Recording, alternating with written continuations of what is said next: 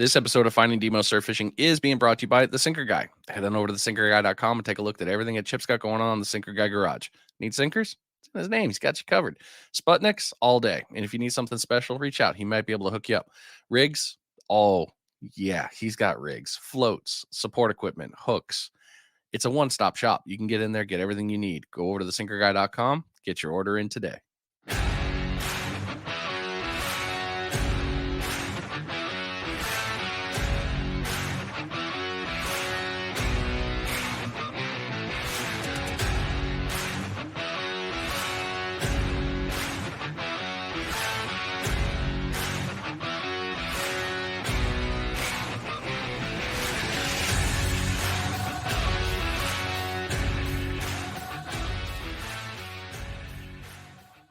Welcome back, everybody. Hope you're doing well wherever you are and life is just treating you good this winter. It is a little bit chilly here in Northwest Florida. It is not that bad. I'd love to complain, but yeah, I'm wearing the hoodie.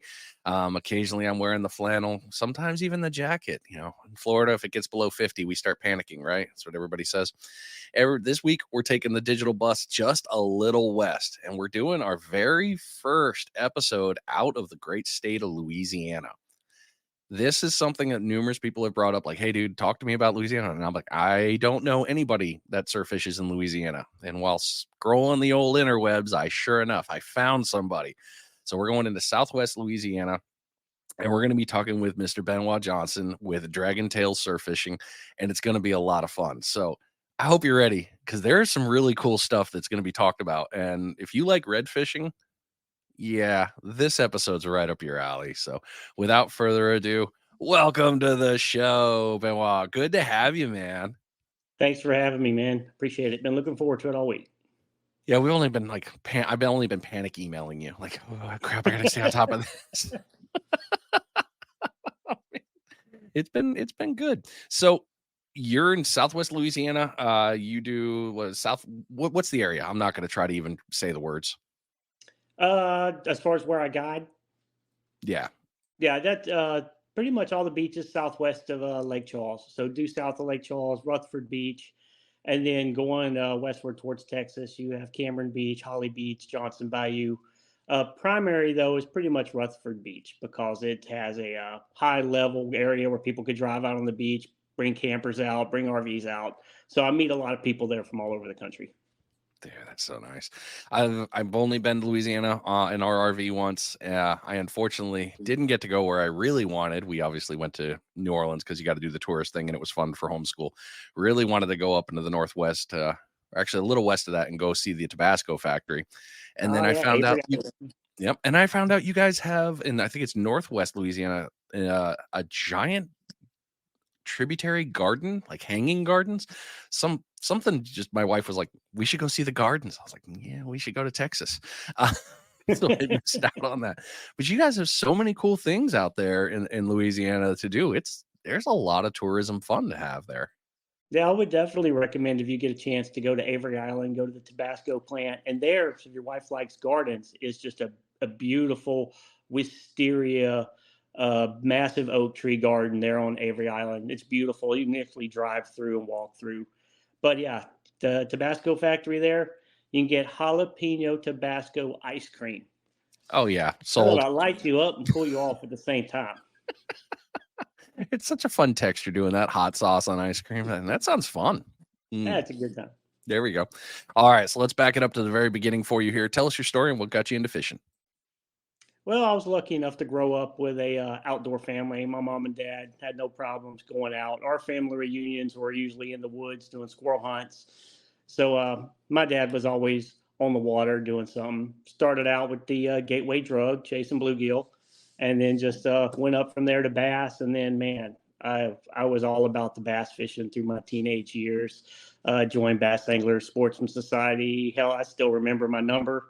And really got into the tournament fishing, and trying to do that while being active duty in the Coast Guard kind of killed off the tournament fishing. But while in the Coast Guard, I was able to fish all over the country, really, from Alaska to East Coast, West Coast, Gulf Coast, inland waterways.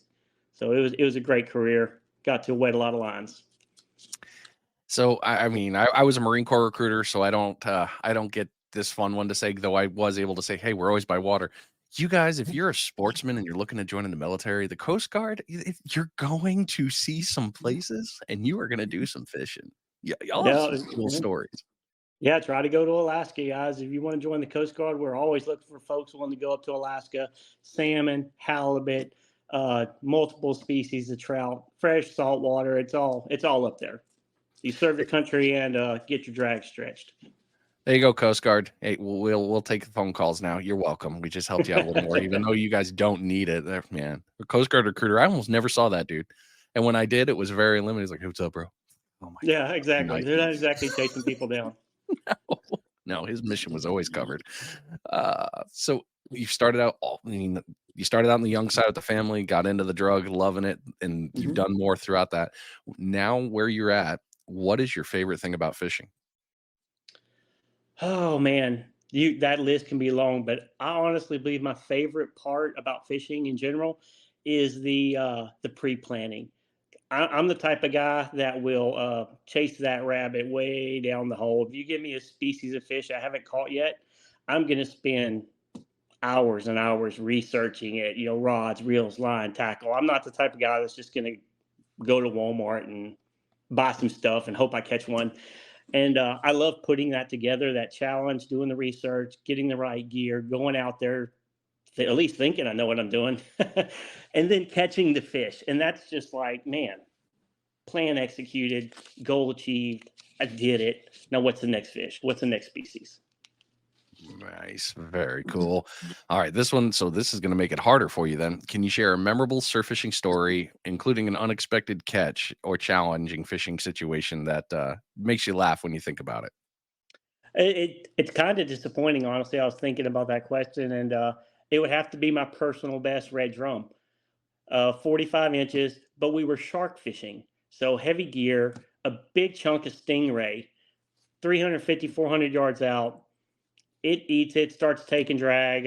We start fighting it in. I fight it in. I reel it all the way into the beach, and it's like it's a redfish. It's not even a small shark. It's not even a bull shark. It's a redfish. But it ended up being my personal best at 45 inches. So it was kind of bittersweet. I didn't get to fight it in on 40-pound line and light tackle rod and reel. Yeah, just come here. Yeah, come Oh on man, in, crank, crank, crank. that's a big red too. That had a big belly and that had some length. Yeah, That it had some length. That was down in Freeport, Texas. they always say things are bigger in Texas. Damn y'all with your big ass. They do have some monster catches though. I'll give them Yes. that. Yeah, the land-based shark fishing is getting really popular down there, Texas coast, Freeport, Corpus Christi, that area, all the way down to Padre Island. Yeah, yeah. The not too long. What I did the one down there, talking about Padre, and I realized, I've heard a lot about it, but I didn't realize how great a fishery it was and how many abundant species just call Mhm. that place home. It's just like, okay, well, I guess I need to go to Texas and check it out. So thanks for confirming that one. All right, let's move into the knowledge piece here, because we've got a very cool program to talk about towards the end of it, and I definitely don't want to miss out on that. So, for you personally, not talking about your guiding thing here, what about you? For you, how do you plan your fishing trips? Very first thing I do, I get on fishingreminder.com, and that is a great little app. They have a really good tide chart, a really good like a fishing phase wheel that shows you how good of a day it is, when the tides are going to be, when the moon phase is going to be best, when the major and minor fish feeding times are, and not a I'm not a paid promotion with them. That's just the app. That's the first app I go to when I'm planning a trip. Because then I know what to recommend to a customer who may be booking a trip and say, hey, I know you wanted to show up in the morning, but if you can do an evening trip, that's time, that would be better. So that's where I start. And of course, weather.com. Yeah, you can't go wrong there. That's smart though. I mean, you were one of the first guides that has really brought that point up. A couple of them glassed over it with the look. We can go in the morning if that's the only time you have available, but if you want to be really successful, this is telling me come here. Uh, so that says a lot right there. That's all about your planning. Yeah, if I kind of shoot myself in the foot, and it's the same when it goes to seasonal. Everyone wants to go to the beach in the summertime. And then that's when I get calls and they're like, yeah, I want you, book you in the summer. What? I'm like, all right, cool. What do you want to catch? And like, I want to catch a bunch of them big bull reds. I was like, it can happen. I'm not saying it's not going to happen, but if you really want to maximize your chances to catch 20 to 30 bull red drum in a matter of 4 to 6 hours, then you need to come in the wintertime. And they're like, what? Winter, the beach, cold, damp. That's when they're there, man. That's when to come. So I may lose some business doing that, but I'd rather have less successful, or I should say, I'd rather have less trips, but more of them be successful trips. That's something that I think a lot of people that when they come down for the spring, the tourist season, they don't realize that the winter fishery brings a whole different bite, and it's a It does. significant bite. Yep. Well, all right, so we nailed that one. Oh, gosh, I'm already ready to jump ahead like 6 spots here. I can't do that. Uh, so you've already planned your trip. How do you select the spot to fish? And man, that was probably the biggest learning curve, especially down here in South Louisiana. We don't have easily definable breaks in the surf. We don't get like really strong rip tides that create a cut in a hump that's really easy to see. In fact, we may only get a couple inches of contour change between the first trough and the hump, and then the second trough further out. It may be only a few inches in a water depth difference. So being able to find that on the beach, and then being able to find where there's a cut in the hump, the connecting the first trough and second trough, that's how I pick my spots. I'll drive the beach looking for that, or I'll even go down there a day or two before I have a trip when there's a really good low tide, and I'll go down and I'll find, because the beach is always changing. Those humps are and the gullies are always filling in, and those cuts shift. So I'll go down there and find the good spots and drop a pin. That way I know where to start when I come back with a client. I'm not wasting a bunch of time. And we only have one tide a day. So it's like you if you get that low, it's gonna be a good one. And hopefully it's enough of a tidal movement because we don't have that, you know, 50 feet of water that other places do. And we're like, that would have been really nice if I could have seen 100 more yards. But Right. that's a heck of an advantage. And so the minute thing, correct me if I'm wrong here. So you're looking at basically you're watching waves move, you're watching how the current flows. You're really honing in on spots to find that small change. Is that about right? Right. And I'll even walk out, I'll walk out to the first hump and then walk lengthwise east to west up and down the hump, hoping I walk into a cut that I couldn't see. Because if it's high tide, I may be in knee deep water, and there may not be any waves breaking on top. But I mean, that's key to surf fishing. If you're not dropping your baits where the fish are traveling, then you're not going to catch, or you're going to catch a bunch of trash, and then you're going to get discouraged. And yeah, so yeah, finding those cuts in the hump, finding the deep holes in the troughs. That's the first part. So you've already nailed the next part. So we're going to elaborate smidge on this one. So let's talk about the hump and let's talk about the cut. So with the hump being obviously out in front of us here, this is where I think a lot of anglers make a mistake. They throw in front of it and then they're like, oh, okay, I'm just going to wait here. And then they're like, oh, I didn't hit. Then they go to the back of it. And then they're like, oh, okay, nothing's happening here. So many of them don't hit on it or 15 yards past it. It's like Right. they look for that hump and only the hump. It's like you got to move it around. Yep. I agree. I don't fish the top of the hump very much here, because normally it's only a couple inches underwater from Oh, ankle. okay. Yeah, and like I said, we don't have a very defined hump. So it's the deeper water that the larger fish are traveling with. And it's normally, if you're going to fish the first cut off of the Louisiana beaches, that deeper water is normally right in front of the hump itself. And then you come up to shallow, and then it's a long gradual taper as you walk further out. But honestly, I catch 90% of these bull reds in front of the first hump, maybe 30 to 40 yards from the dry sand. And that's what I see the largest mistake people make down here. They come down here and they get their surf rods and they wade out past the first hump like they're trying to get to the second hump. And now they're chest deep and they're holding the rod up over their head and trying to make the longest cast they can make. And then they walk it all the way back. And meanwhile, I'm fishing 30, 40 yards from where I'm sitting, on the edge of the beach, and I'm pulling in redfish after redfish.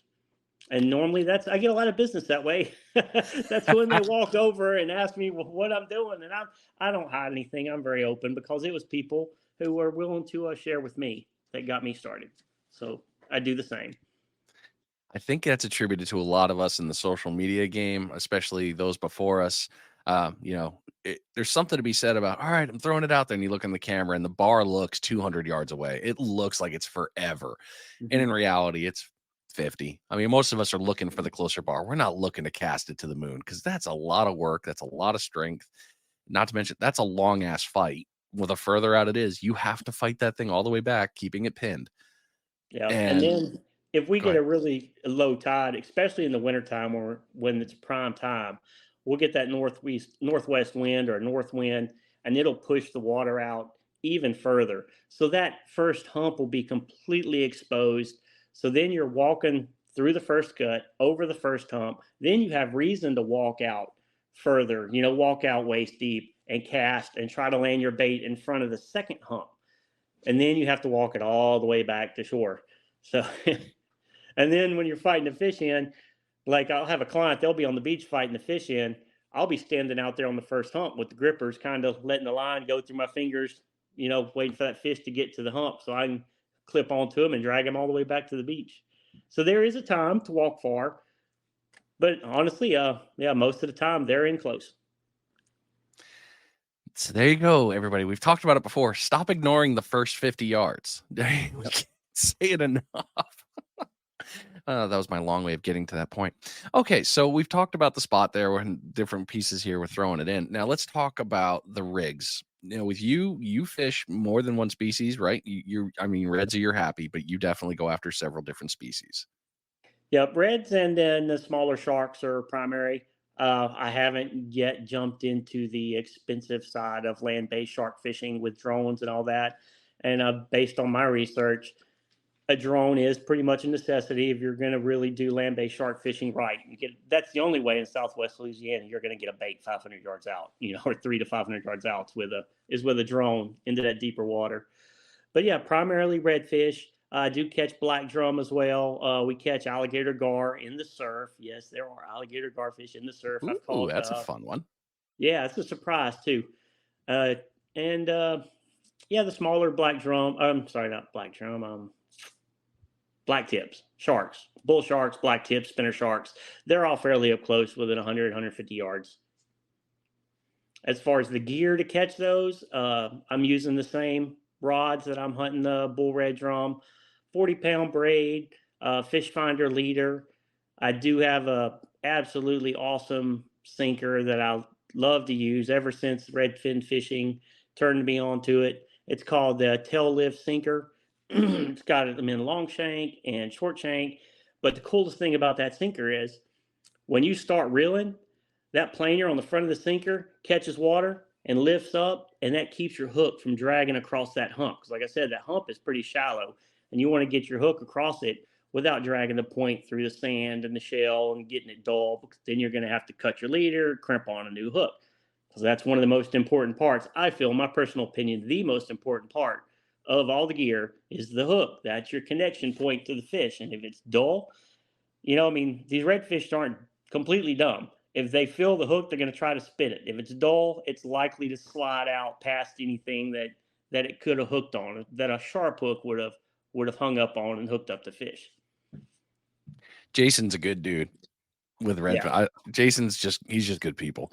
But yeah, man, I've done a couple of lives, and Justin from Justin Reed Fishing, he's the one that really made me realize that I was fishing with dull hooks. He was like, "Dude, take it on your thumb and run it across your nail." And I'm like, "Okay." And he's like, "What do you feel?" I was like, "I don't know, it's kind of smooth." He goes, "Yeah, you ain't hooking nothing with it, bud. You need to Right. do something." Yeah, I started out a trip one time with a brand new lead. Anytime I'm taking a client out, it's brand new leaders, brand new hooks to start the day. And we were slaying fish, and about halfway through, we started losing fish. And I'm like, man, that's kind of odd. I don't normally lose fish, this often. We lost like three or four in a row. They just came a button. So, like you said, I took a closer look at my hooks, and sure enough, those points were shiny and dull from being drugged in and out through the shell and from catching so many fish and then being unhooked in the surf and then drug up the beach to the shell.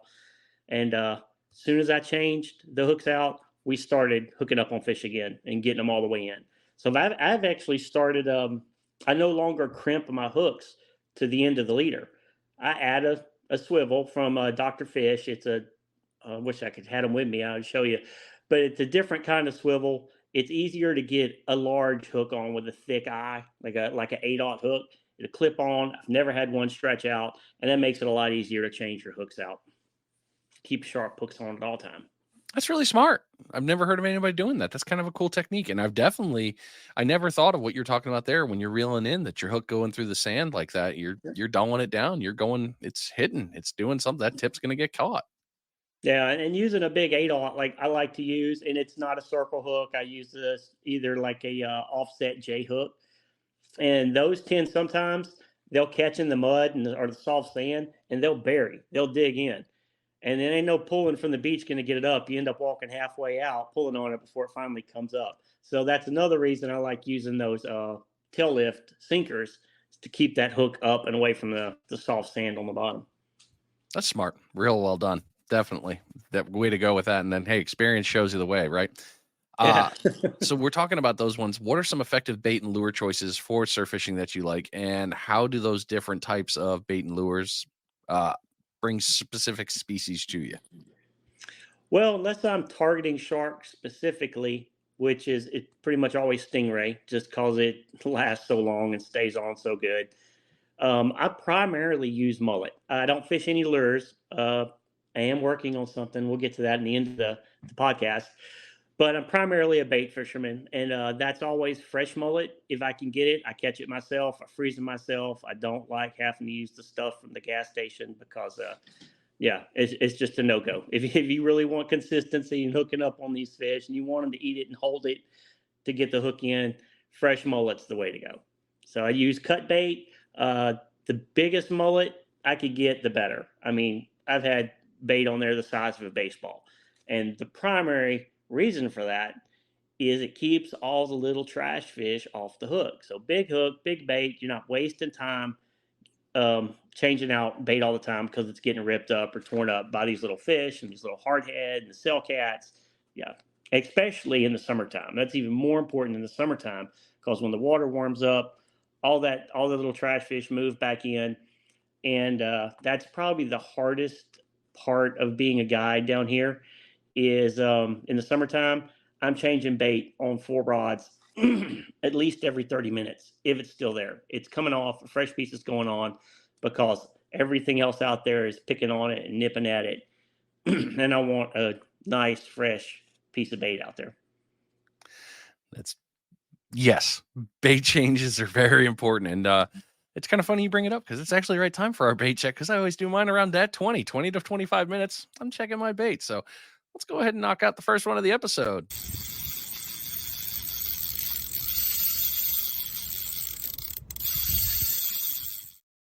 This bait check is being brought to you by Ninja Tackle. You guys know I absolutely love Ninja Tackle. I love all the rods and all the gear that I ever get from there. It's always phenomenal and top notch. Now, right here, got to talk about it. The old little bummy. That's right. Bama Beach Bum's littler rod. The little bummy is a 9'6" rod. Hearing a lot of great things about this. It's been doing really well in the surf and a couple other places you can use it.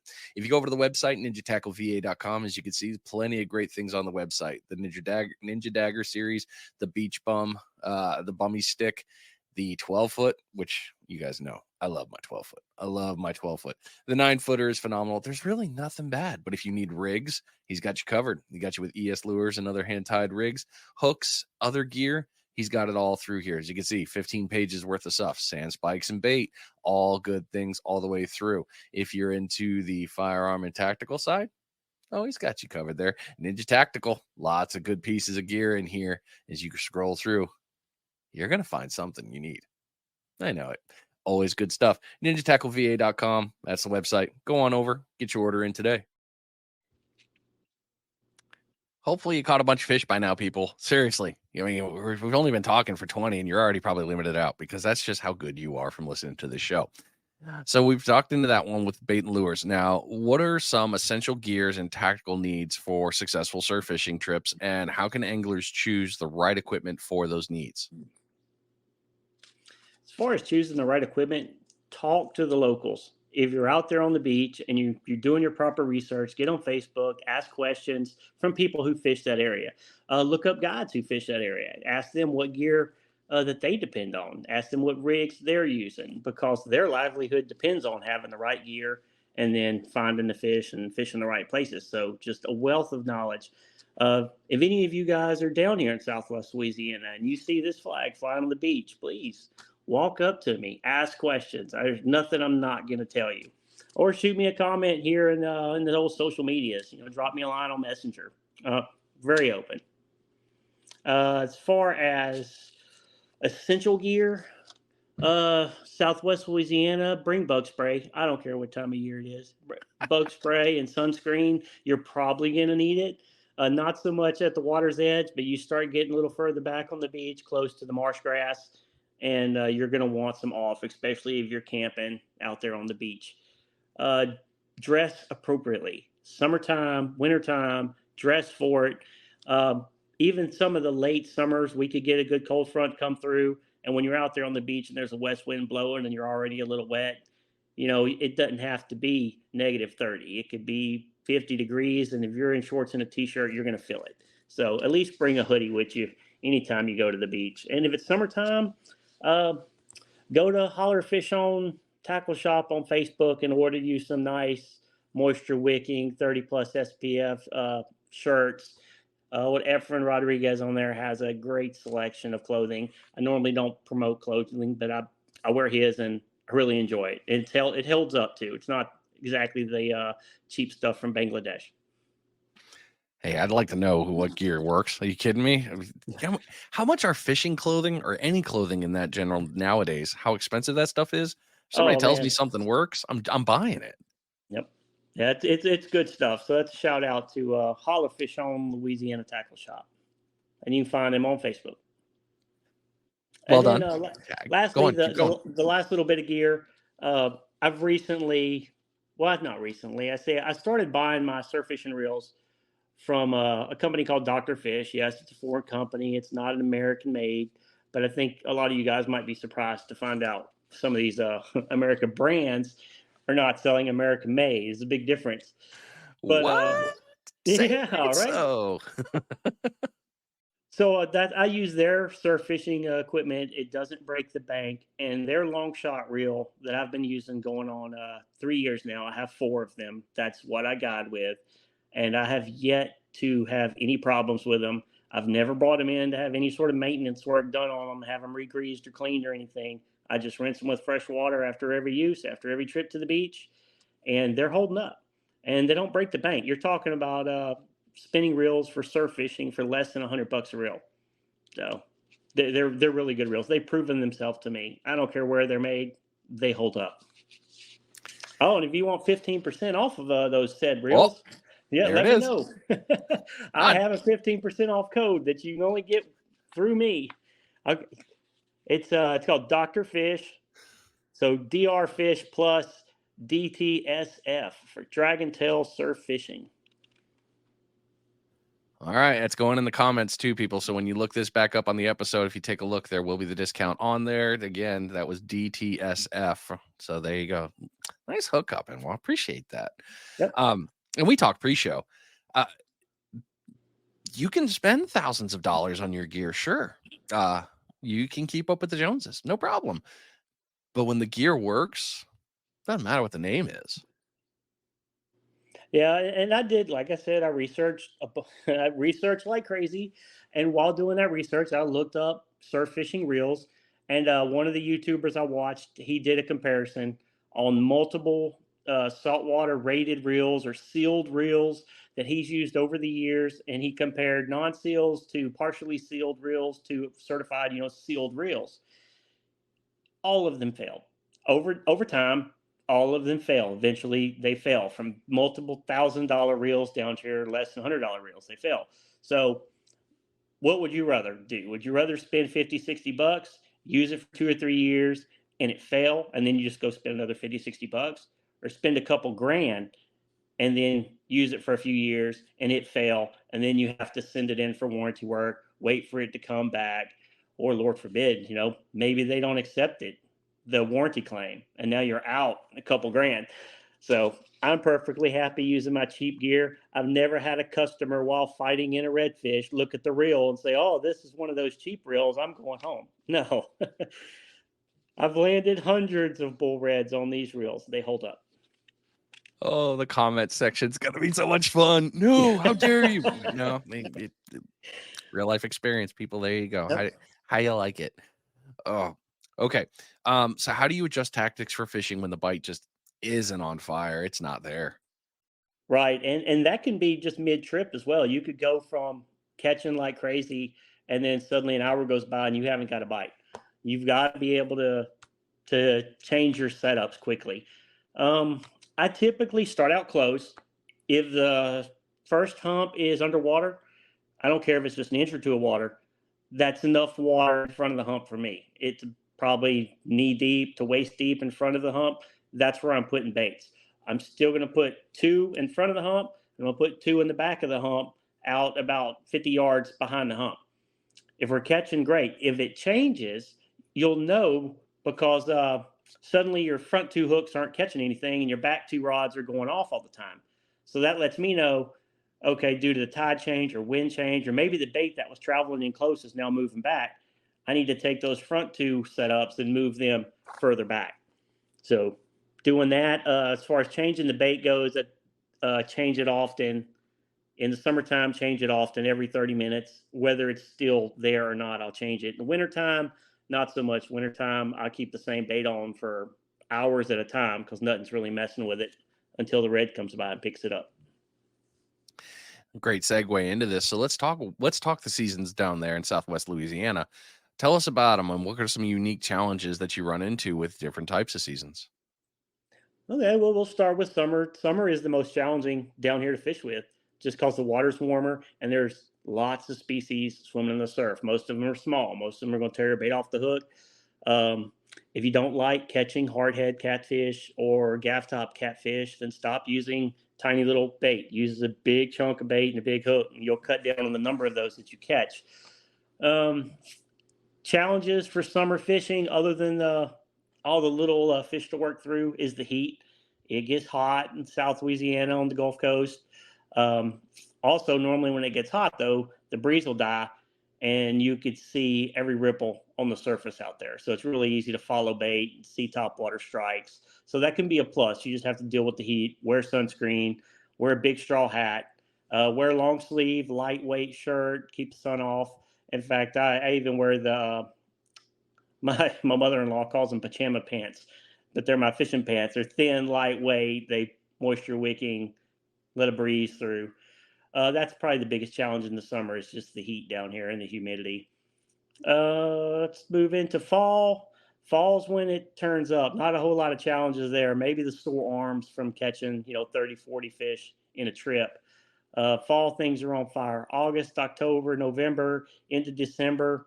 Y'all may call that winter by December. We're still in fall down here in December. Sometimes we revert back to summer in December. Yep. But the Yes. water generally cools off and the fishing is on fire. Switching into spring, it can slow down a little bit in the spring. Usually, February to early March is kind of a slow month. When I say slow month, I'm still catching bull reds out there in the surf. The bull reds, and that's the thing about fishing down here off the beach. They're always there. The bull reds are always in the surf down here in Southwest Louisiana. They're there year round, along with your black drum and your shark and your other species. They're just you catch more of them in the fall because that's when the spawn is, and going into the winter, and then you hook up with more of them because all the little fish and tearing the bait off your hook, and you're not wasting a lot of time trying to wade through the baby sharks and the cell cats and getting fresh bait on, getting it back out there.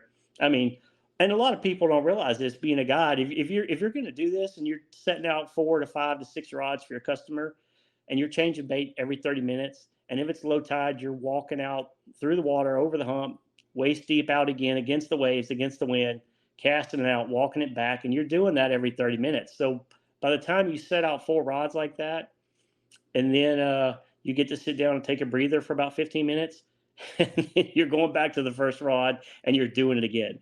But if you want to catch the fish, you've got to keep the fresh bait on. So, yeah. that's about it for the challenges. We don't have a whole lot of well, we have hurricanes. That could definitely be a challenge to your travel Yeah. plan. If you're trying to book a trip down here, be mindful of that in the summertime going into the fall season. If there's a storm coming in, you probably don't want to book a trip, but I'll definitely let you know if we're in contact. We got lucky this last year, though. We got so lucky with the El Nino push from that wind going from west to east, and it was like, oh, it's coming. No, it's not. No, it's good. Yeah. No, it's not. Yeah, Louisiana, you guys get the brunt of it more than we do here in the Panhandle. But as soon as any of us, our whole Gulf area, as soon as we see something past Cuba and start that little northern turn, we all start going. Where are you going? You going to Hmm. Texas? You coming to us? What's it going to be? And it's real weather. Yeah, especially last year, we're like, oh, please, not another one, Lord, please. We've had Katrina, Rita, we've had Gustav and Ike, and then we had Laura and Delta hit in the same year, and I mean, we lost every structure on our property, home included, with the Laura and Delta. But we Oh, rebuild man. and we pay the higher insurance rates, and we enjoy being in sportsman's paradise. So there's pros and cons to everywhere. And you bring that up, and we're going to talk about that because that's actually a good segue. But that is one thing about Louisiana is it's more than fishing. You've got birds, you got good hunting. You mean gator if you're into that. The backwater, you can go airboat, you can go into the marshes. You've got a lot of great things throughout that state to be able to play with. Right, and especially down here in Southwest Louisiana, you fly into Lake Charles. There's a ton of stuff to do here in the Southwest area. Like you said, bird watching is real big down here. We have lots of nature trails. The fishing, whether you want to do it from a beach or whether you want to go offshore or whether you want to book a inshore charter, I mean, there's not a charter boat down here that I wouldn't recommend. I mean, every one of them you get on and catch fish. They do it day in and day out, limits of redfish, limits of speckled trout. We have a really great fishery down here. And that's mostly due to the conservation efforts down here from CCA, Tag Louisiana, and other great conservation organizations. Yeah, CCA has definitely been doing a lot of really good things. And they're on my list to eventually answer my call because, answer the call. All right. So now that you brought that up, let's talk about the really cool program. Let's talk about Louisiana's tag program. And before I get into that, when we first started talking, I think it was December. It might have been December we started talking, and then you were talking about, oh, hey man, I'm in the middle of this. I'm actually on the hunt for 100 redfish to tag, and I was like, you're gonna catch 100 reds in a month? I was like, I'm looking at this message like, no, he must mean the year. There's no, you meant it. You meant a month. You weren't Mhm. kidding. And you did it. Yep, we sure You did. you caught 100 reds to tag for a month. That is huge. Congratulations, first and foremost, for that. That is Thank you. ridiculous. Yeah, and that was actually I'd planned on going down there and spending the night and coming back the next day, being done, because normally, I mean, we catch, like I said, anywhere from 4 to 40 redfish in a day. We're talking bull reds, nothing under 35 inches. I've yet to catch anything under 35 inches off the beach. Ended up spending 5 days down there. Took it to the wire.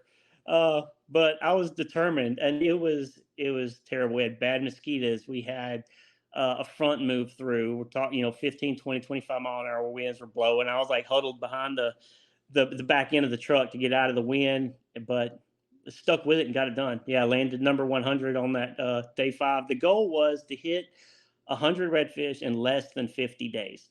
And we did it. We tagged and released 100 redfish in less than 50 days. Dude, so good. Yeah, that So doesn't good. that doesn't include what we caught in August and October, and then earlier in the year through the summer and into the spring. I'm not even counting those. I mean, we've caught hundreds of fish this year.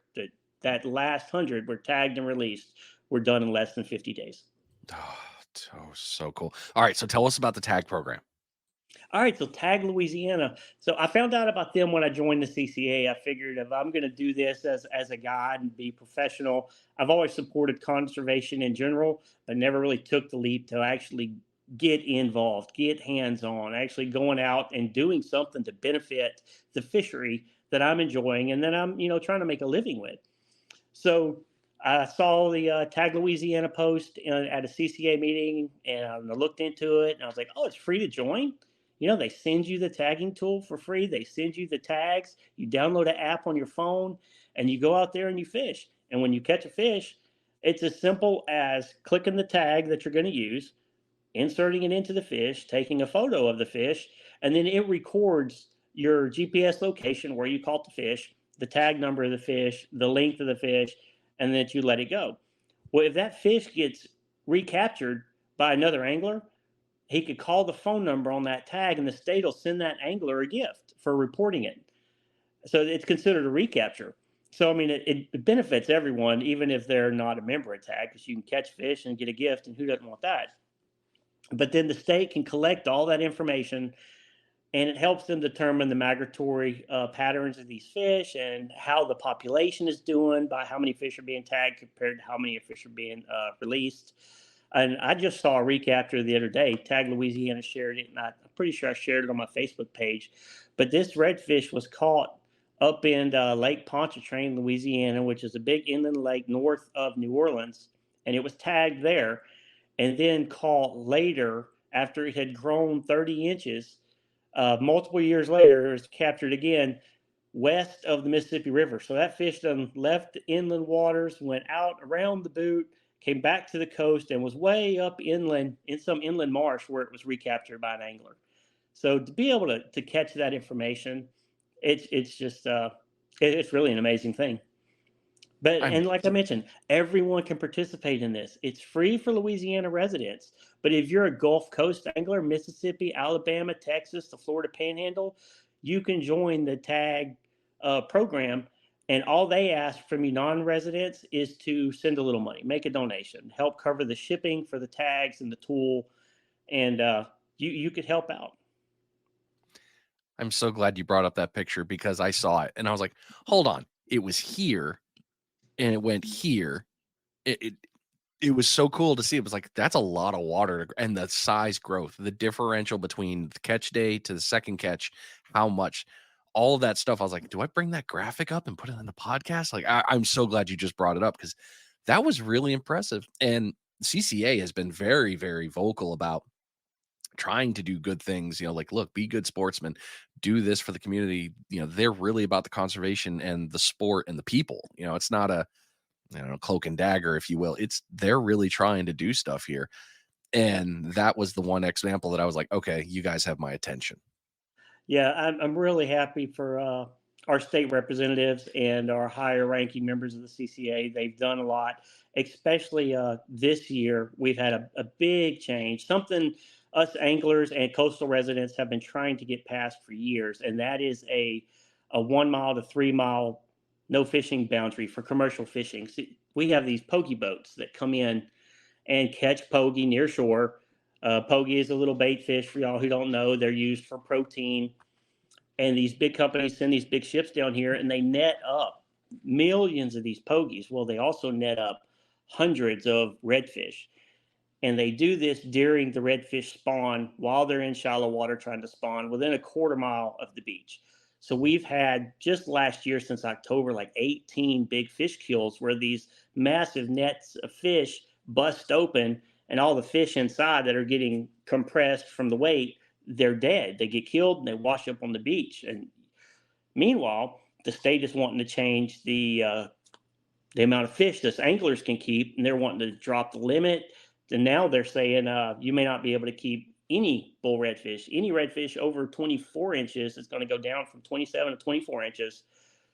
And I'm sorry, I hate to say it, but I don't care if we have 500 anglers out there and every one of us catches 2 fish over our limit. That is nothing in comparison to the damage that these big harvesting boats were doing offshore. So the state passed a notice of intent to enforce a 1 mile boundary zone from the entire coast of Louisiana and a 3 mile special boundary off of Rutherford Beach and Holly Beach where I got. So I am so happy. And we could not have done that without the efforts of the CCA.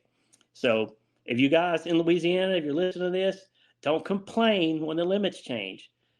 Do something to make a difference. Make your voices heard and join the Tag Louisiana program and, tag some fish. Let them go. You're out there catching them anyway. why not throw a tag in them, take a quick picture so the state can benefit from your efforts, and we can regrow our redfish population even big. As amazing as it is, we can make it better. So I'm going to say something unpopular because I agree with you. I think it's no problem to drop it down because what happens? These big ass fish are super breeders. They carry a lot of eggs. What is the worst thing that happens? We get in a couple extra thousand fish. Oh no, you didn't get one less for the year. You can go back out tomorrow. You can go get more. It's okay.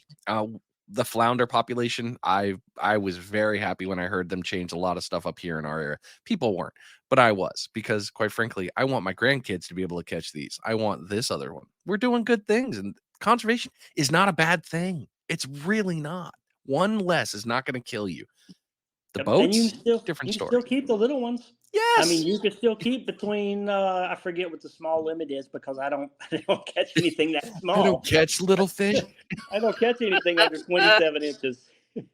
I think it's 15 to 27 inches is the redfish you're allowed to keep, and I think currently it's 5, with one of those 5 being over 27 inches.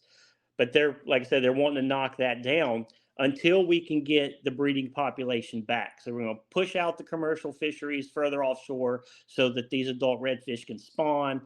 Anglers can help out by throwing them big ones back. And honestly, come on, guys, you know that them little ones taste better. They do. They taste better. They don't have as much red meat in them, and they're a lot easier to clean because you're not fighting the big scales and the big bones. So keep your limit of little ones.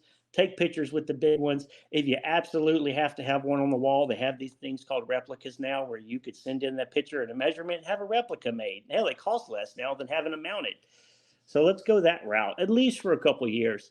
And if we can regrow the population, I guarantee you the state has no problem saying, okay, you can start keeping one or two of the big breeders again. Mhm. You made me think there's another I really wish I could remember it, and I'm gonna have to look it back up and tag him. But there was a guy that was actually if you took the fish, he'll send you the paper, and you lay the fish down on the paper to get an impression, and you just send it off to him. He'll take the rest of it, he'll do all the artwork for you. So you get the full length of the fish with the scales on, even the slime, it's okay. You just do a quick press down, you can do both sides, send it off, and then take the picture, and he'll take it up and replicate it for you and give it a piece of artwork, so That's pretty cool. I haven't seen that. I gotta find it, dude. It was really cool. I was like, "Ooh, I could do that with a couple certain ones." Um, and you're lucky. I think I'm almost positive my limit's 1. That's all we get here. Yeah, I get 1 red. That's it, a day. I don't get anything more than 1, and it's gotta Oh, be really? under 27, I believe. 27 is our max limit, and we don't get an overslot. In the black drum, we do. We get 1 overslot, but you don't want an overslot black drum, in my opinion. It's Oh, no. I don't mess with black drum. I love to catch them, take a photo of the big uglies, and let them go. Yeah, Yeah. bye-bye. Do your little barky thing and bye. Yeah. Thanks for the Uh fight. Bye bye.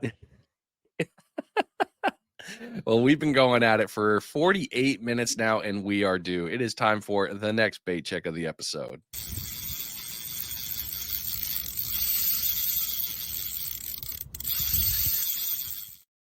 This bait check is being brought to you by DS Custom Tackle. DSCustomTackle.com is the website. Go on over there and take a look. As you can see, it is jam-packed full of gear. Yeah, if you need some stuff, yeah, I think you're covered here. If you need rigs, look at this. There are so many in the shop. You need to get your hands on anything from drums. Look at that. Kings, pomps down here, perch. It's not just Florida. This has got you covered up and down the East Coast and the West Coast. It don't matter where it is. You're all set up there. And if you're a rig maker and you're looking to get your hands on beads, floats, things of that nature, hey, look at that. Tons of beads right here, and the floats is in another section. There is a bunch. The scullies. Get the scullies. Yeah. DSCustomTackle.com. Go take a look. Get your order in today. Great product, great people, and they're doing great things. I had to pull up fish rules while we were mid break there. I'm like, let me look at this. Yeah, we are still bag limit is 1, 18 to 27 inches. That's it. That's all you get, and you got to pinch the tail. They're wanting to take us from 5 to 3, and from 27 inches to 24 inches, and nothing over the possession or nothing over the length of 24 inches. You have all the adults have to go back in, and they're also wanting to make it to where if you're a guide on a boat, Normally, the guide can catch a limit too and contribute that to the customer's limit. He won't be able to do that anymore. Guides can still fish with the customer, but anything that the guide catches has to go back in the water. It doesn't matter what the size is. Now, if the guide isn't with the client, he's just out fishing on his own, then he can keep his limited fish like normal, but he can't contribute to the customers. Now, no, this is not law yet. This is a notice of intent. So right now it's in the comment stages. So this is your opportunity, gentlemen and gentle ladies, to get online, make your voices heard, go to CCA, send them a message, and they'll make sure it gets to the proper state representative. Well, another segue that you built for me. It's like you know what I'm doing here. So speaking of the guides, let's talk about that. What got you into guiding? Uh, Taking friends fishing, really. I would have friends would go down to the beach and they'd fish and they'd come back, say, I don't know why I bother going down there. I'm not catching anything. And I'm like, well, come with me. And we'd go and they'd catch fish. And I had a buddy of mine I met in the railroad. My full time job is a salesman for the railroad industry. So I met him. He's landlocked. He's way up in Missouri. And he'd never been surf fishing before. And he sees me catching all these big red drum. He's like, man, I want to catch one of them so bad. I was like, well, come on down. So he said, okay, I'm going to plan a trip. And I was not a guide, but I'd done my research. And he came down and he caught fish. So while we were down here and he's having a great time, and I'm telling him, it's like, man, if I could do anything in the world, I would want to be a fishing guide. He's like, really? I was like, yeah, that's like my dream job. It's like, I've caught my share of fish in life. It's great, but nothing feels as good as taking someone else who has it and seeing their face light up when they catch one. So that's what I would do. So anyway, we were on our way home from a successful trip. He goes, "Hey, I got you something." I was like, "Really? What'd you get me?" And he's like, he showed me his phone because I told him what I would name my guide business, and he's like, "You have a domain now." I was like, I don't even know what a domain is. What are you talking about? He's like, "No, you're dragontales.com. You have a domain now. That's people can look you up at dragontales.com." I was like, "Oh, that's awesome, cool." He's like, if you ever do anything with your dream, if you ever want to become a guide, now at least you have an email." So I was like, thank you, Jeff." So I got home, I was all excited. I told my wife. She's like, "Oh, that's so sweet of him." And I didn't think nothing about it. A couple days go by, my wife says, "Hey, I got you something." Okay, well, what'd you get me? She said, "Look, show me your phone." As a website. She'd built me a website, Dragon Tales Surf Fishing. So now I have the domain and the website. And I was like, all right, they believe in me, obviously. And I know I could catch these fish. So I went headlong into it and been doing the guide thing now for over a year. That is like such an awesome story of how it started. Yep, that's how it started. And I'd have to drop this into, I don't know if we're about to get into the social media side of it, but I can contribute a lot, well, basically all my success in surf fishing with the guys on social media. Because being able to get on YouTube and Facebook and research this stuff and see what they're doing, and that was a big contributing factor as well. Oh, we definitely hit the social. We're almost there. We're gonna All right. fly through this part for that. But yes, you're right. What about how about this? What is your favorite part about running a charter? Well, like we just said, seeing Yeah. the customers' faces light up. Um, when, like, for example, I was down there fishing on the beach. Most of my customers come from me being out there fishing on the beach, and they see me catching, and they're out there with their Walmart specials, and they're not catching, with their frozen shrimp that they got at the gas station. And they walk over and they ask, "What am I? We see you catching these fish. What are you doing?" So I show them everything. I show them all my gear, and then I tell them, "Oh my God." And they're like, "Well, we're not going to go buy all this gear. Why don't you just come back tomorrow and we'll book you for 4 hours?" And then I'll come set, if they're camping, I'll come set up. If they're in a good spot, I'll come set up right in front of their camping area or in front of their RV, and they'll come out and we catch fish. Dude, But yeah, seeing their faces light up, that was my first customers this year so far were same thing.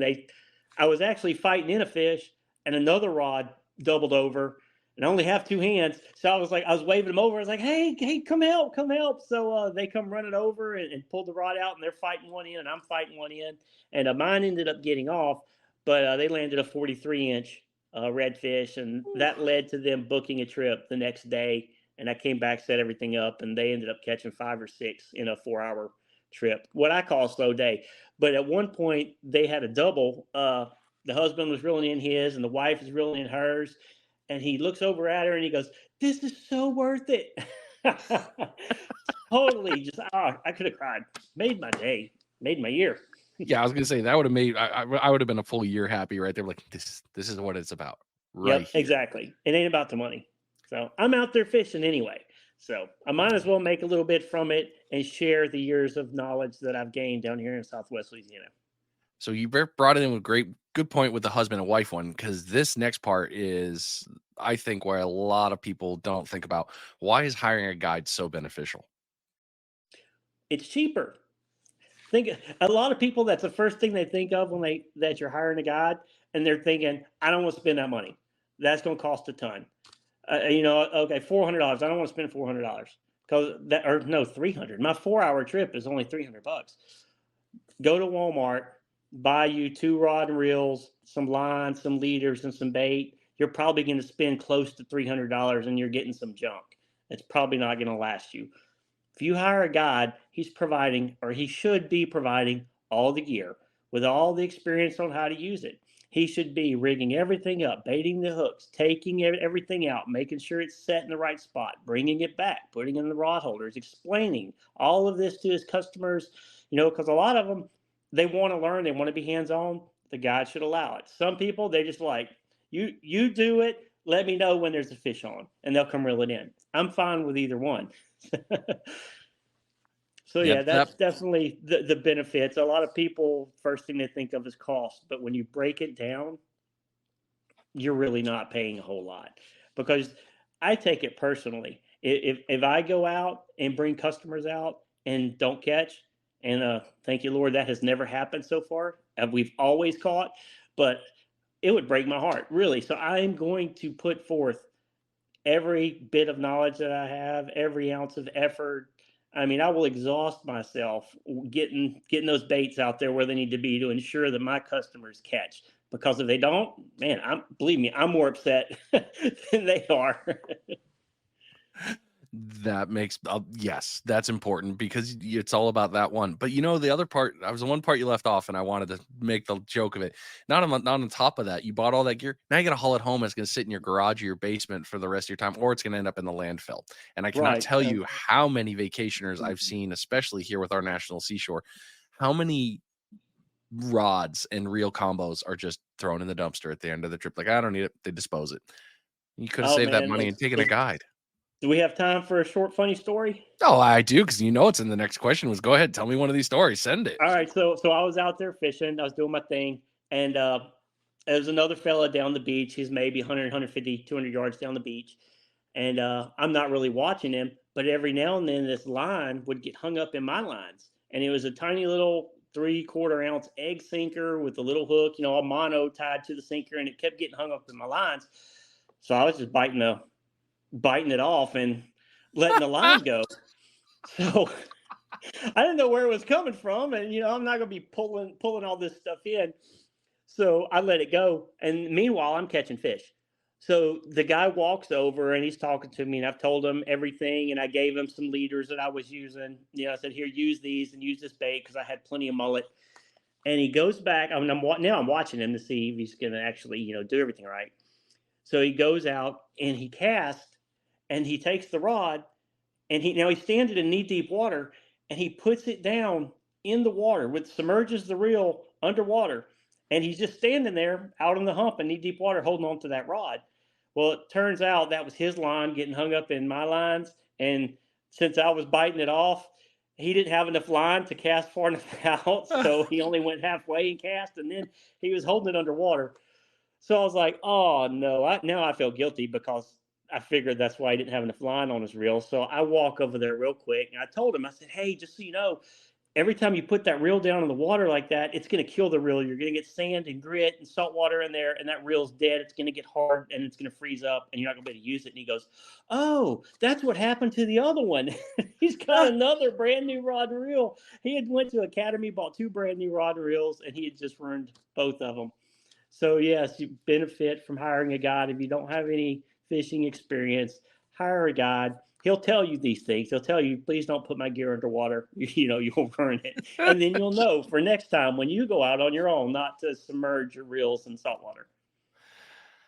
Don't use a 3/4 ounce egg sinker in the surf. In the surf, and then 20-pound mono, yes, you can land in big reds on 20-pound, but you better hope they don't rub up on anything or you're going to lose Oh, them. oh man. Every experienced angler, when they heard, I know it, they heard egg sinks, they're like, no way. Like, Yes, yes. Carolina rig is one thing, but you can't Carolina rig with that light of gear in the surf. We have Yep. current. We do. Yep. We have this thing called Tide. Poor guy. Good on Well, you for being and a I good see it a human. lot. I really do. I see it a lot. You know, people come out there, and a lot of Yeah. tourists are on that beach. And like I said, they want to fish, so they go spend 150, $200 on gear, and they come out there, and then they get upset because they don't catch nothing, or all they catch is a little trash hardhead. When if they was just paid another $100, you could have used my gear, my experience, you know, and I would have made sure they caught something. So far, I've been successful at that. Oh, that was a good one, Benoit. That was a really good one. Like, I'm almost messed up for the rest of my show now. Okay, we got to power through. I got to get you to the All social right, media. let's do it. You actually nailed the other parts there with what you should expect from a client. You know what I should expect from a guide if I'm going to call him. So thanks for covering that one. You talked a little bit about this, but I think there's a couple more pieces to it. What advice or recommendations do you provide to clients to prepare for surf fishing charter, both in terms of gear? You nailed that a lot with the bug spray, water, clothing, all that when we were talking that piece. But let's talk about mindset. What else do you tell them? Like, hey, this is what's coming up. Yeah, this is not get on the boat and do the grind style fishing with cast and reel and cast and reel and cast and reel. Come and have fun. Bring your dog, bring your kids, bring some toys for them, bring your cooler of the adult beverages of your choice if you want to do that. That's fine. Bring your RV if you want. Bring your whole family. My rates cover two people and as many kids as you want, but you could add additional adults if you want them to catch fish, and it's like $75 for an additional adult. But come with the mindset that you would normally come to the beach with. You're going to have fun on the beach. Bring your lawn chairs and your towels. Uh, Go play in the surf. Just do it on this side of the setup or on this side of the setup. Don't do it in the middle where we're fishing.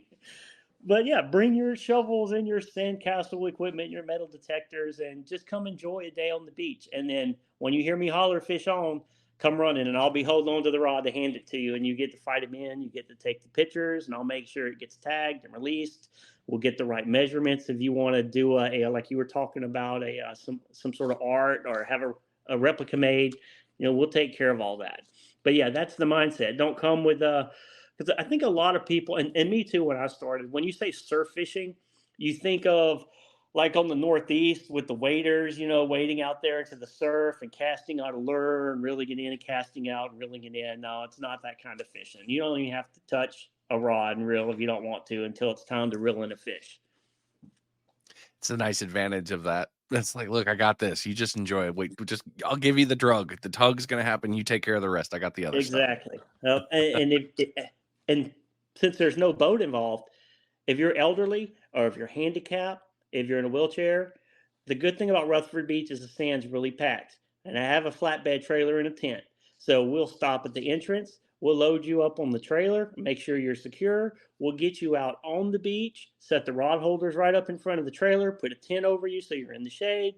Everyone is welcome to come and fish, whether you're an experienced angler, but you know, you just don't want to drive out in the sand, or you're handicapped and you definitely don't want to take a wheelchair out in the sand. We'll figure it out. We'll get you out there. So it's open to all. God, I love that. Well done. Way to get everybody included, man. That's one thing about the beach. Everyone can get out there. Uh, let's see here. You already nailed the advice piece, so I guess I can finish it with this one, and we'll go on from there. How do listeners find out more information about your surf fishing charters, get in touch with you, and book memorable experiences? Well, you can go to the website, dragonsales.com, and or just message me on Facebook. Tell me what dates you have in mind, and I'll let you know if those are prime dates, or we'll make adjustments. And let me know if you're going to book a trip. Let me know if you're flying in, if you're driving in. I'll make hotel recommendations for you. It's not like there's a whole lot of choices. In fact, there's only one if you want to stay down near the beach, but there's plenty in Lake Charles. You stay at the casinos. I'll pick you up at the airport, and we'll go to the beach from there. However you want to do it. We're very fluid in the travel arrangements. And as far as finding me on social media, yeah, Facebook. Look up Dragon Tales. YouTube at Dragon Tales. I'm on oh, what's the spy app? Oh yeah, Say TikTok. it. Yep, that's the one. Your TikToks have been fun. I've been enjoying your TikToks. Yeah, when we get into the social media side of that, I think I may surprise you with some stuff. All right. Perfect. Well, there you go, everybody. So there's the links. They will be back on the Finding Demo, findingdemo.com, Finding Demo Surf Fishing, all that stuff. It'll be all over this and all the stuff for this one. You'll be able to click the links and get right to it. Very simple, very easy to get to. And now we've been going for 60. So let's get the last bait check of the episode. And we'll get the last sections knocked out here and get you on your way because this is fun.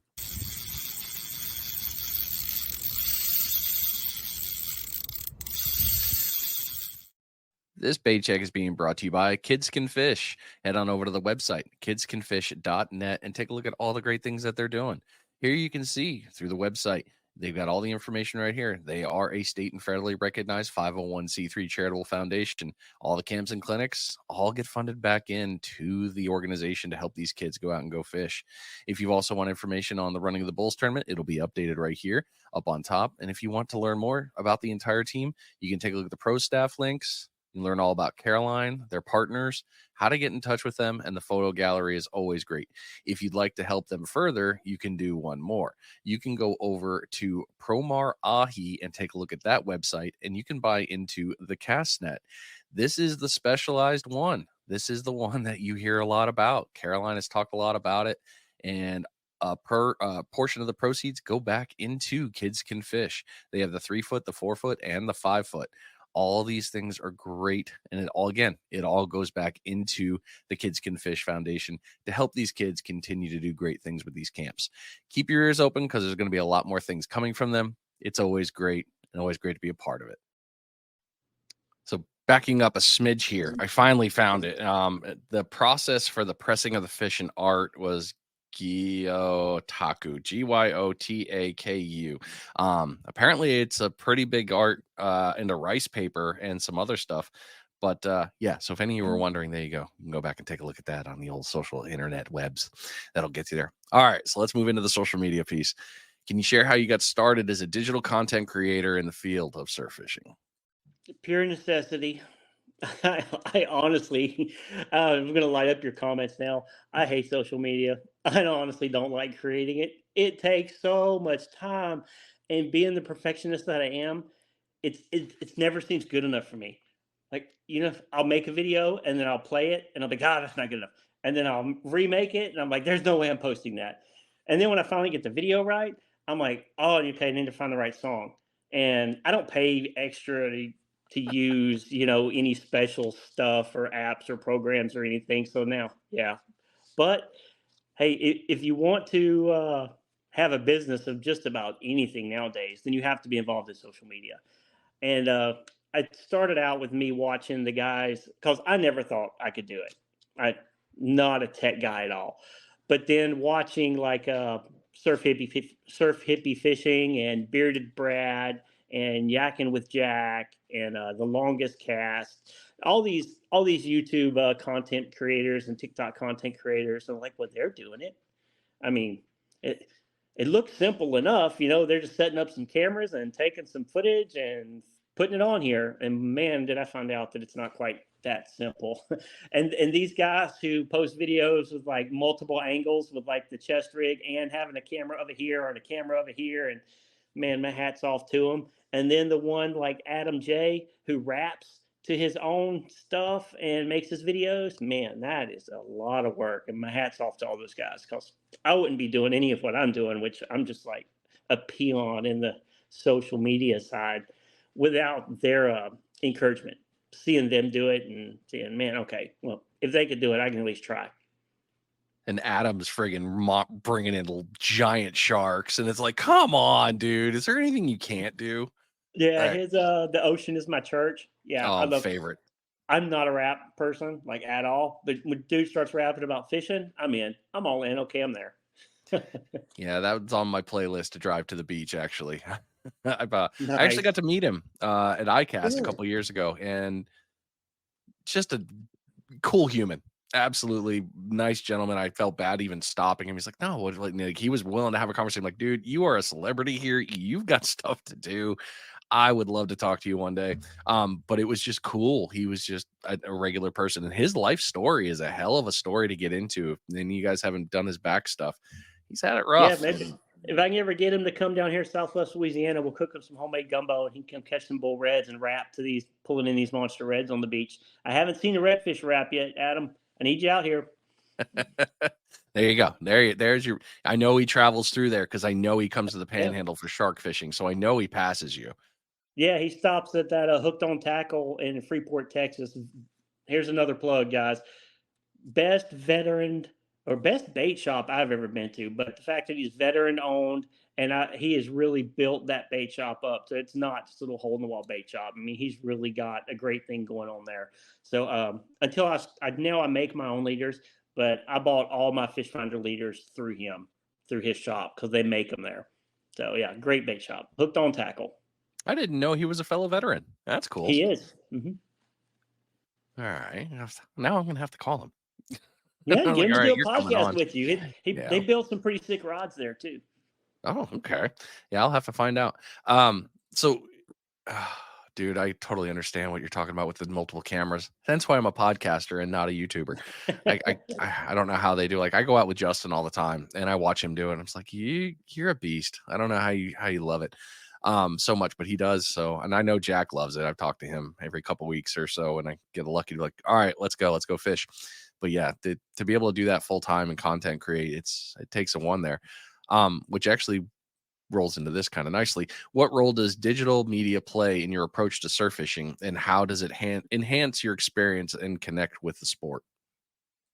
Oh, well, one, seeing what other people are doing. And like I said, social media makes research, I mean, so much easier.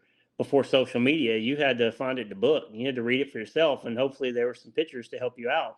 Now you actually watch people do it, even live. I mean, you can watch people fishing live nowadays, and they'll show you step by step the rig they're using, the rod, the reel, the line, the hook, the weight, the bait, how they're throwing it out there, and you can yell at the screen when you see their rod going over. So yeah, social media has changed the game. I think it's when I was a teen, when I first my very first few attempts at surf fishing was as a teenager, and we didn't have social media back then. There was no Facebook, so I didn't have a clue what I was doing. I went down there, I caught hardhead catfish, and thought this is terrible. It's hot. There's mosquitoes, and who wants to catch these slimy, nasty hardfish catfish you can't eat? And that was the end of my surf fishing days, or so I thought. And now fast forward to where we are now, when you could research and know everything there is, everything you could find out. It's right there. It's on the internet, so it's right there on social media for you to find out. Yeah. Yeah, it's very nice for that. How do you tailor your content to resonate with both experienced anglers and those new to surf fishing? I hadn't got that far. I just make it, and I hope that both young and old can benefit. I really don't tailor it for any certain age group. I'm so focused on trying to make it at least get 10 views on YouTube, and I'm happy. But I see these people who get like 100K views on a 9-second video, and I'm like, how? Okay, what do I need to do to make that happen? But yep. I find that if I take ladies fishing, they seem to get a whole lot more likes on their videos. I don't know what it is. I guess it's my ugly mug. My wife, I'll take a picture of her fighting a fish, and nothing indecent or even close to indecent, and she'll get 1,000 likes on that picture, and then I'll post this detailed video with all the information. Like you said, the road to 100. That video is probably one of the longest I've ever posted, and it gets like I don't know 10 views. Yeah. Yeah, I fish with Real Coastal Fishing. They're here in Navarre. hmm They're right up the street from me, and it's something Julie has said. She's like, in the summer I could be wearing a bikini, and next thing you know, we're getting 100,000 views. In winter, I'm wearing winter clothing because it's friggin' cold, and Cool. people are like, "Hey, why aren't you wearing a bikini?" And it's like the views go way down. She's like, "This is stupid. This is just ridiculous," and there's something about that that just seems to bring up the algorithm to say, "Hey, click here." Yeah, sorry, folks. I'm not wearing a bikini. You're just out of luck. It's not gonna I'm gonna happen. do it. I am You're totally gonna gonna do do it. it. Oh yes, Oh, I he am. said it on air, I y'all. am a I Hold it to him. I am a horrible stirrer. Like I am a mocker. I really am. If uh, I hate to say it like this, but in reality, if you're gonna act a certain way, I'm gonna mock you for it. If you want to be a troll, that's fine. I've had a couple of trolls. I'm probably going to just laugh at you and say, "Oh, go ask mom for the meatloaf and have a good day."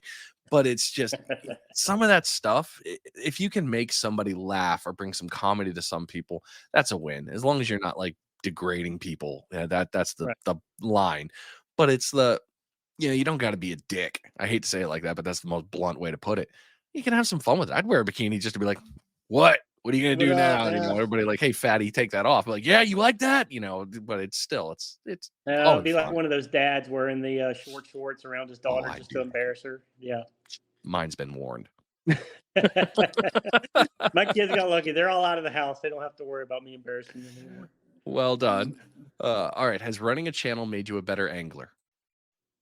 Uh, Watching other people's channels has definitely made me a better angler. So I guess that ties together. Um, yeah, because who wants to make a video of you not catching fish? So I wonder how many fishermen out there spend their day videoing their trip only to hit the delete button at the end of the day. And you never Mm. see anybody post a 2 minute long video of nothing being caught and going, well, that was a waste of time. Enjoy the video, folks.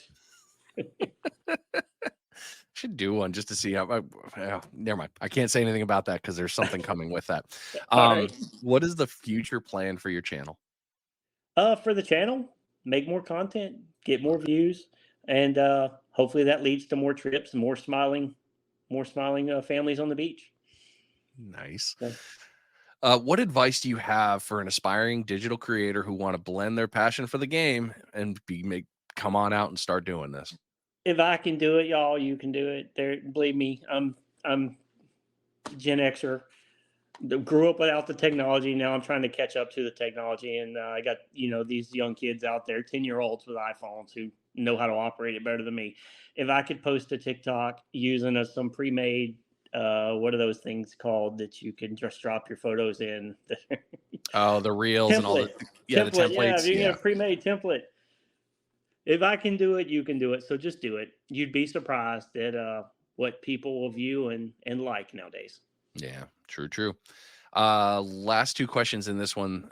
What has been the biggest lesson learned after running after running your channel and doing social media? Uh, the strangest things get likes. People will watch some of the strangest things. I can post me catching fish after fish and it not get a whole lot of attention, but then I can post a picture of the moon coming up, which I had second thoughts on posting it just because I figured it wouldn't get any likes, and I posted anyway, and it gets hundreds and hundreds of likes and views, which leads to people coming to my website and people coming to my page. So don't think too hard about it. Don't overthink it. Don't be indecent, but share. Everything is content. That would be the one thing that I'm still learning. Everything is content. It is, and it's funny you bring that up. You're not the first one to say that to me. And it's amazing what the words tourism on a hashtag can really do for certain things. Are you Ugh. serious? I've never thought of that. I've never Yeah. heard that before. Tourism. I'm gonna have to use that one on as a hashtag. We'll start talking on the Grafter show. We got a lot of more fun stuff to talk about. All right, last three questions for this, and I'll get you out of here. So, advice for the beginners starting to want to play out. For some who just wants to start surf fishing for their very first time, what's one piece of advice you'd give them to set them on the right path? That would probably be the thing that I learned right off the bat. The fish are closer than you think. Like you said earlier, the first 50 yards is probably the most important 50 yards in the water. You don't have to cast a mile. You don't need to go buy a 15-foot rod and a reel that holds 500 yards, and just so you can cast it an extra 20 yards when the fish are likely right in front of you, 20, 30 yards. I've literally walked out there, and I have a video, you may have seen it, with me using a little dock fishing rod, almost Was like it a the Doc Demon? yeah, it's a little ugly stick. It's like Yeah. 37-inch long rod, and I put 40-pound line on it and like did one of these little underhanded casts with it because that's about all you could do with it, and threw it out about 20 yards off the beach and caught a 35, 37-inch redfish. So just to prove that they're closer than you think. Man, so many people do that. I mean, I'm guilty of it from my beginning. I was like, yeah, launching that thing. It didn't need to. So didn't Right. need to. I lied. There's only one more question. Final question of the episode, and that is, what's next for you? Like as far as a business or a media content? Both. Okay, so media. Right now the weather's been terrible, so I haven't been able to get out there and get any new content. So I'm trying to book myself a trip so I can get out there and make y'all some content. As far as a business goes, what's next with the business? I've got three things. I'm working on a prototype lure that fishes like bait, that you could, a lure that you can use as bait on a bait fishing setup. And you don't have to work it in, throw it out, cast it in. You throw it out, you let it set just like you had a hunk of bait on the hook. So that's all I'm going to say about that. Y'all stay tuned. I've actually got the mold made coming down from Canada, and I'll be doing my first pour on it in the next couple of weeks. And then not going to give y'all any more details. It's patent pending. There you go. Yeah. Next Next thing I would like to do, and if I could get enough clientele, get enough customers coming, I would like to build a beach fishing tiki hut trailer, a handicap accessible tiki hut trailer that I could take out on the beach, and I could pull it up right on the edge of the surf, not like down there where people get stuck because they park too close. I know where I could read where the tide stops and stuff, but drive that sucker out on the beach, and my clients would be able to get under it in the shade, and have fans, and have a TV, have a bar, have a fridge. It'll have a little outhouse on it, have a fold down porch with the rod holders built right on the front of it, so no more driving pipes down into the sand. So I would love to have that built out, have running water on it, solar powered, speakers on it, the LED lights, the thatch roof, and then sell it as like your tiki hut surf fishing experience. Like when you pay for the guided trip, the trailer comes with it. So that would be last, and or that'd be the second thing, and then just to build the business. And the hardest part about building any business is the time. You have to it's a constant grind. You have to constantly go out there. You have to fish. You have to make the media. You have to make sure people see you, whether out there on the beach or on the YouTubes or on the social media. And we do that, and I think we want our business to be successful. In like the first year, we want to have like 100 customers or more than that on the first year. And maybe if you live in an area that has like really beautiful water and white sand beaches, and tourists are already coming there for multiple reasons, maybe you can do that. And great, if you do, awesome. I'm happy for you. That's not how it's working out down here in Southwest Louisiana. Most people hear the word Louisiana and they think swamp. And I'm trying to change that view. Like, hey, we do have a few beaches down here, and they may not be pristine white sand like over in Florida, and the water may look like chocolate milk, but you can still have a good time. And if you're a fisherman, we have some nice trophy redfish down here, and we have the numbers. So come down here and get your line stretched. Dude, way to go, Benoit. Thank you so much for coming on the show, man. It has been an absolute pleasure. And you've dropped so much knowledge, and it's just been it's great, man. I look forward to talking to you more in the future. I really do. This has been so much fun. Thank you. Yeah, we'll have to do it again. I look forward to it. Yeah, that's easy. All right, man. We'll talk soon. All right, take care, man. All right, ladies and gentlemen. Yeah, that was fun. That was a lot of fun. I hope you guys enjoyed it because I sure did. I mean, as you can see, I'm still smiling, man. That was a good time. Um, yeah, now I have to go to Southwest Louisiana, which I'm not sad about, not even a little. It's perfect. So you've been listening to Finding Demo Surf Fishing. You can find all the information on Benoit's company, Dragon Tails. That's DRAG' Tails TAIL' Surf Fishing, Southwest Louisiana. You do look them up. You'll find them on all social media outlets. You're gonna find them. Great one to follow, especially on the TikToks. It's been a lot of fun following that one. And it's going to be great things. It's all back on the website or wherever you found this podcast. It'll all be there hyperlinked. Again, you listen to Finding Demo Surf Fishing. Thanks for being here. We'll see you next week. I'm out of here.